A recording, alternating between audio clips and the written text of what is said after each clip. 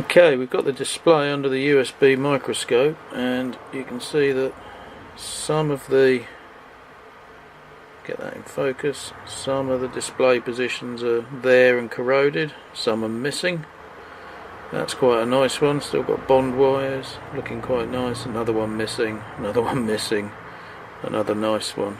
So I think to get a little bit more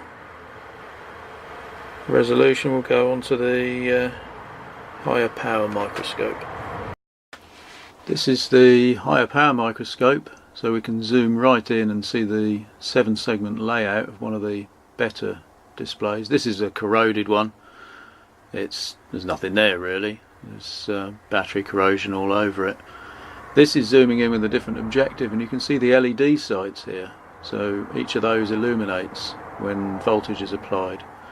That's a different objective again. And there's some stress lines, I think they are, on the silicon there. So there's quite a few LEDs for each segment, which is interesting.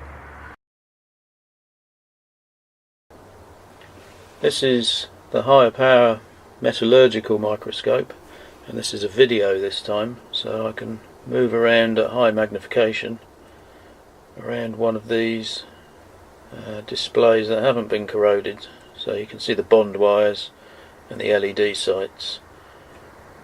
Now this one I've actually tested, and there's a couple of segments which work on this display, so I've wired it up to a display. I'll switch the power on there.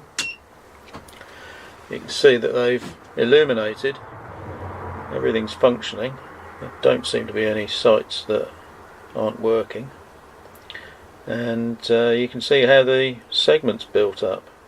So you don't see the segment at this magnification very often. If I reduce the microscope illumination, you can see the segment, and it's quite neat.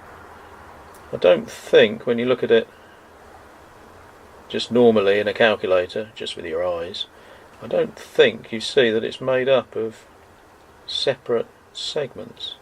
So looking at this magnification gives you a better idea of what's going on. I think some of the light is actually diffusing from the segments, from the actual diode sites, so that you end up with a larger area illuminated, even though there's discrete diodes in there.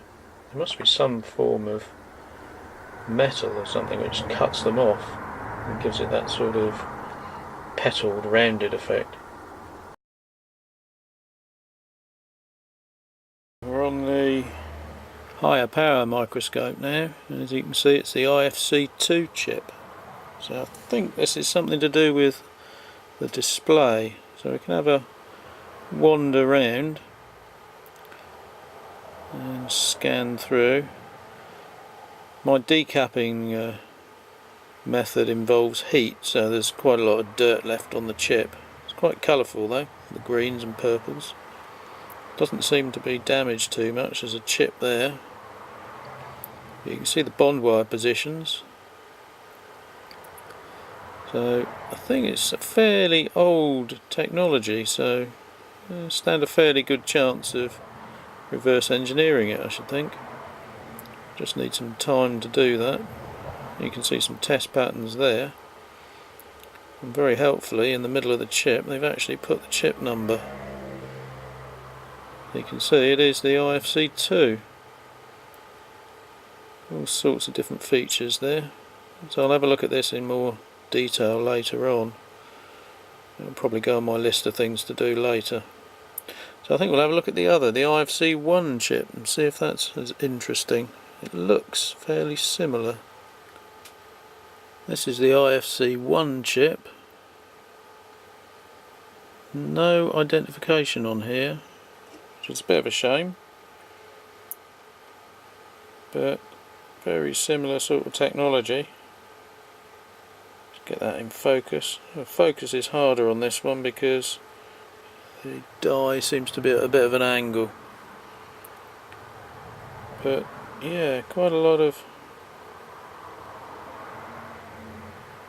detail there, and again it's quite an old technology, so I think reverse engineering shouldn't be too much of a problem with this one. There's test patterns there, but no identification. The other chip had Ifc 2 on it, but other than that, nothing. But it's quite interesting. Again, I think reverse engineering is going to be possible with this. Let's get that in focus. There you go. I'll just scoot back through the middle. I need to create a die shot from this and then have a look at reverse engineering it. But before I do that, I probably want to get my automated XY table working, because that will cut down the amount of work needed to get a die shot. This is the large chip, this is the processor chip, and I've got the lowest magnification objective that I've actually got on this microscope, and it's still zooming in quite a lot, so you can't get an overall picture of the chip. I'll try and do a macro lens photo and see what the actual layout looks like on one picture.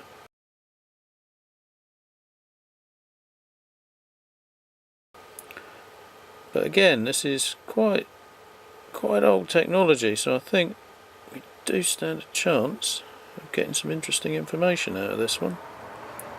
There's a bit of damage on the corner there, but nothing that's going to cause any problems, I don't think. And you can see that the die again is tilted, so the focus has to change as we move around.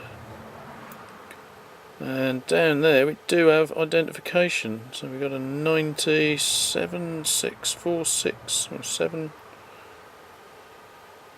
Is that 78467? Which is interesting. I don't think that matches the marks on the package itself. And there we have a copyright. I can't quite see the name. Pico, something like that. 1974. But what's quite interesting for me, is it up here? No, let's see if I can find it. What is interesting for me is this area here, because this, if you can see, there's some irregular shaped pits there, the little lozenge shapes on the metal tracks, and I think that is the ROM, because that looks irregular enough and yet patterned and regular enough to be a ROM, and that looks very similar to the ROM pattern that Ken Shirriff had when he was decoding the other Sinclair calculator. So I think, because it's old enough technology, we can just get in there and have a look at that. If I had a decent die shot and cleaned up the die, because again there's a load of debris there, I'm going to have to get that off with something. I've had a go with some alcohol, but I think either I'm going to have to heat it up again and carbonise it, or maybe the ultrasonic cleaner would sort that out. But you can see there's loads of pits there, and that looks like it might be extractable just optically without having to take the metal off. In fact, that might cause more trouble than it's worth, taking the metal off.